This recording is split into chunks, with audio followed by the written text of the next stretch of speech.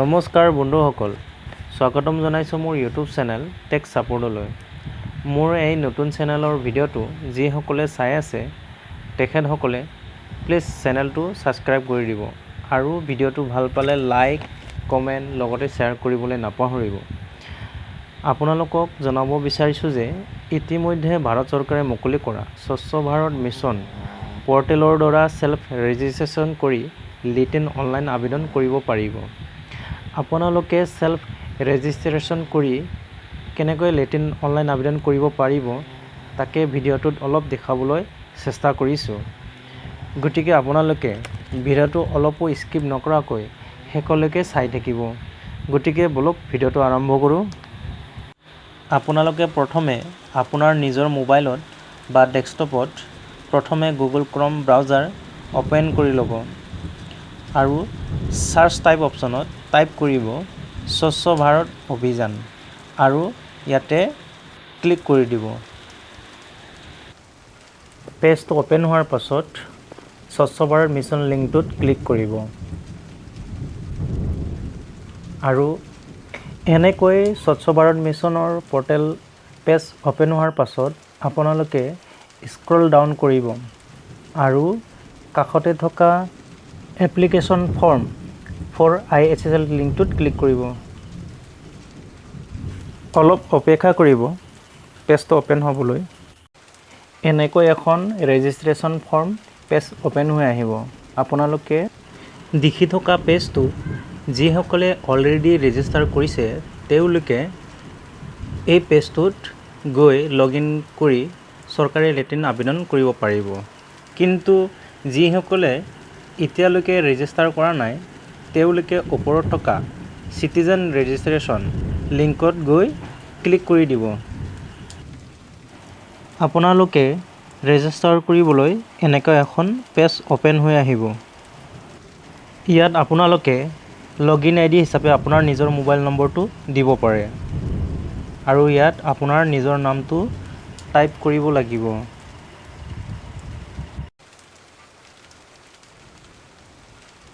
ইয়াৰ পাছত আপোনালোকে gender select কৰিব লাগিব।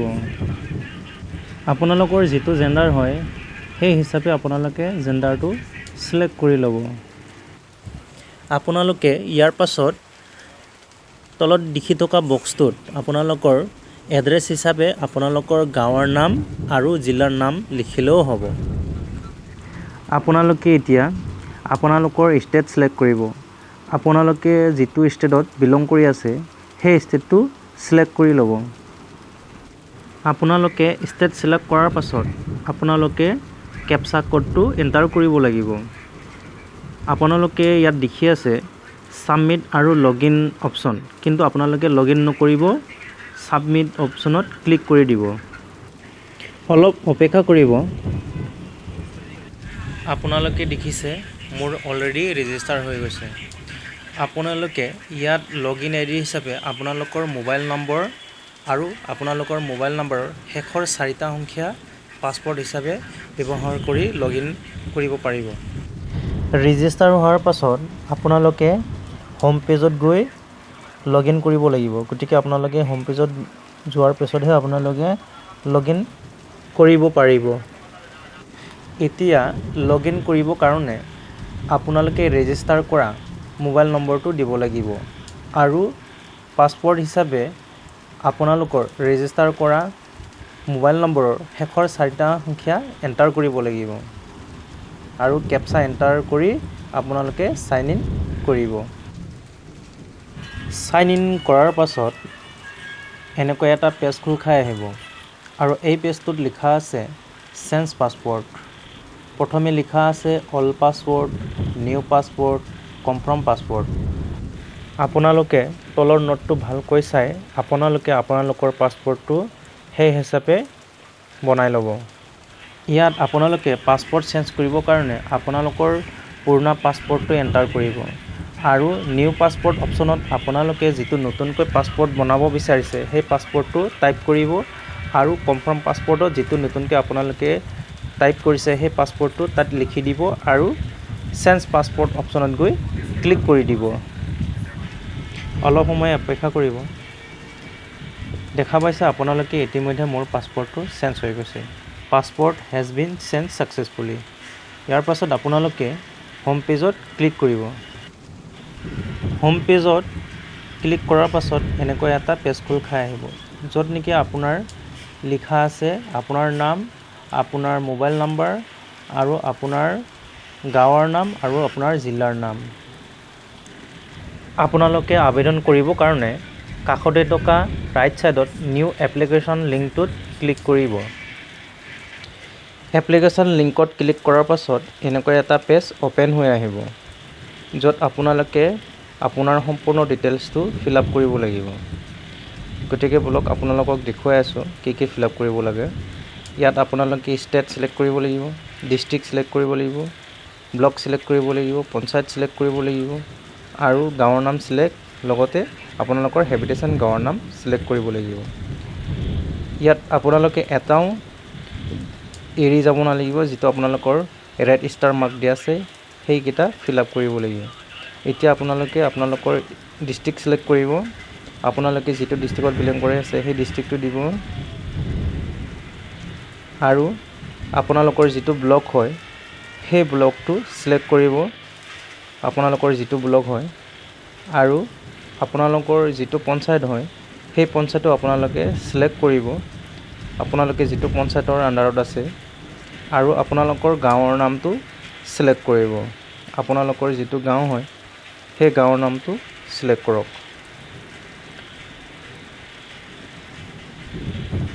আৰু আপোনালোকৰ হেবিটেশ্যন গাঁৱৰ নামটো চিলেক্ট কৰিব লাগিব। এনেদৰে পপ আপটো কাটি দিব। আপোনালোকৰ হেবিটেশ্যনৰ গাঁৱৰ নাম চিলেক্ট কৰক, আপোনালোকৰ গাঁৱৰ নামটোক যিটো নামেৰে জনা যায়। আপোনালোকে ইয়াৰ পাছত ছেকশ্যন বি টলেজ অনাৰ পাৰ্টিকুলাৰ বক্সটোত যাব।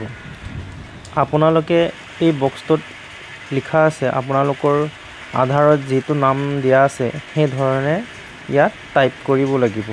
গতিকে আপোনালোকৰ আধাৰত যিটো নাম আছে সেই নামটো টাইপ কৰক। ইয়াৰ পাছত আপোনালোকৰ আধাৰ নম্বৰটো টাইপ কৰিব লাগিব। আপোনালোকে আধাৰ নম্বৰ টাইপ কৰাৰ পাছত আপোনালোকৰ কাষতে থকা বক্সটোত টিক মাৰ্ক দিব। টিক মাৰ্ক দিয়াৰ পাছত আপোনালোকে আধাৰ ভেৰিফাইড নাম্বাৰ অপশ্যনটোত ক্লিক কৰক। আপোনালোকে দেখা পাইছে ইতিমধ্যে আধাৰ ভেৰিফাইড হৈ গ'ল। আপোনালোকে এতিয়া আপোনালোকৰ দেউতাৰ নাম নাইবা আপোনালোকৰ হাজবেণ্ডৰ নাম এণ্টাৰ কৰিব। ইয়াৰ পাছত আপোনালোকে জেণ্ডাৰ চিলেক্ট কৰক। আপোনালোকৰ যিটো জেণ্ডাৰ হয় সেইটো চিলেক্ট কৰক। ইয়াৰ পাছত আপোনালোকে কেটেগৰী চিলেক্ট কৰক। আপোনালোকৰ APL, BPL যিটো কাৰ্ড আছে আপোনালোকে সেইটো চিলেক্ট কৰক। ইয়াৰ পাছত আপোনালোকে ছাব কেটেগৰী চিলেক্ট কৰক। আপোনালোকৰ যিটো কাষ্টত বিলং কৰি আছে সেই কাষ্টটো চিলেক্ট কৰক।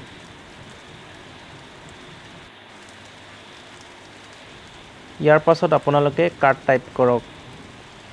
আপোনালোকে যিটো কাৰ্ড আপোনালোকৰ আছে সেই কাৰ্ডটো আপোনালোকে লিষ্টত থকা যিকোনো এখন আপোনালোকে চিলেক্ট কৰি দিব পাৰে। ইয়াত মোৰ ভোটাৰ আইডিটো চিলেক্ট কৰিছোঁ।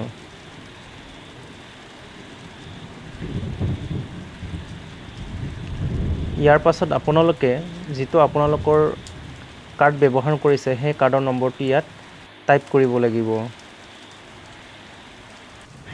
আপোনালোকে এতিয়া আপোনালোকৰ মোবাইল নম্বৰটো এণ্টাৰ কৰক।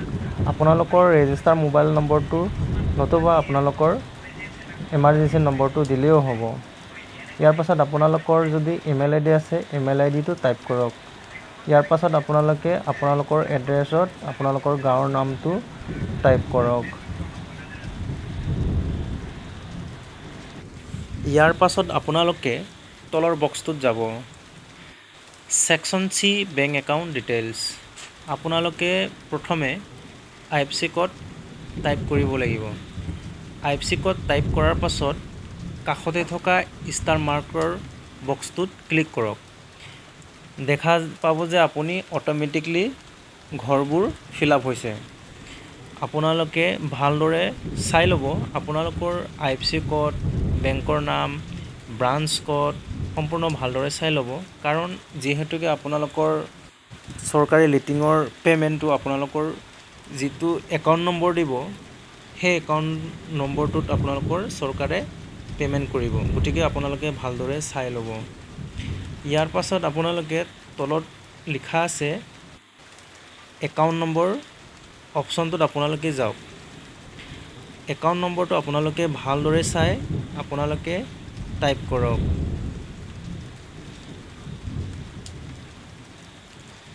আপোনালোকে একাউণ্ট নম্বৰটো টাইপ কৰাৰ পিছত কনফাৰ্ম একাউণ্ট নম্বৰটোত ভালদৰে চাই টাইপ কৰক।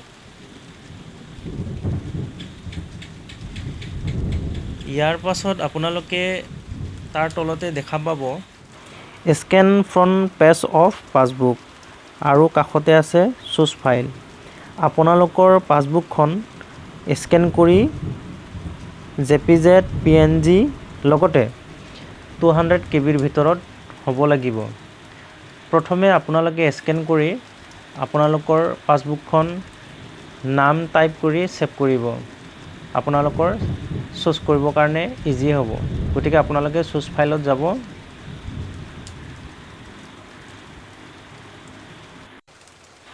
চুজ ফাইল ছিলেক্ট কৰাৰ পাছত আপোনালোকক এনেদৰে এটা ফাইল অ'পেন হ'ব, য'ত আপোনালোকে পাছবুকখন স্কেন কৰি ৰাখিছিলে সেই কপিখন ছিলেক্ট কৰিবৰ কাৰণে আপোনালোকৰ এই পেজখন খোলা আহিব। আপোনালোকে যিটো নামেৰে আপোনালোকে ফাইলটি ছেভ কৰিছিলে সেইটো বাছনি কৰি ল'ব। আপোনালোকে আপোনালোকৰ ফাইলটো ছিলেক্ট কৰাৰ পাছত আপোনালোকে ছাবমিট কৰি নিদিব। আপোনালোকে আপোনালোকৰ এপ্লিকেশ্যন ফৰ্মখন এবাৰ ভালদৰে চেক কৰি ল'ব। আপোনালোকৰ যদি কিবা কাৰণত আপোনালোকৰ মিষ্টেক হৈ গ'লে আপোনালোকৰ শুধৰণি কৰাৰ কোনো অপশ্যন নাহে। গতিকে আপোনালোকে এপ্লিকেশ্যনখন ছাবমিট কৰাৰ আগতে এবাৰ ভালদৰে চেক কৰিহে ছাবমিট কৰিব। গতিকে আপোনালোকে যদি ভালদৰে চাই লৈছে তেতিয়াহ'লে আপোনালোকে ছাবমিট অপশ্যনত ক্লিক কৰক। ছাবমিট হোৱাৰ পাছত এনেকৈ এখন পেজ খোল খাই আহিব। Your application submit successfully, kindly note your application number. আপোনালোকে এই এপ্লিকেশ্যন নম্বৰটো নোট কৰি ৰাখিব পাৰে, নতুবা আপোনালোকে স্ক্ৰীনশ্বট কৰি ৰাখিব। কাৰণ আপোনালোকে এপ্লিকেশ্যন ষ্টেটাছ চেক কৰিবৰ কাৰণে আপোনালোকৰ এপ্লিকেশ্যন নম্বৰটো প্ৰয়োজন হ'ব। এইটোৱে আছিল মোৰ আপোনালোকৰ ওচৰত চৰকাৰী লিটিন আবেদন কৰাৰ সম্পূৰ্ণ প্ৰচেছ। ধন্যবাদ।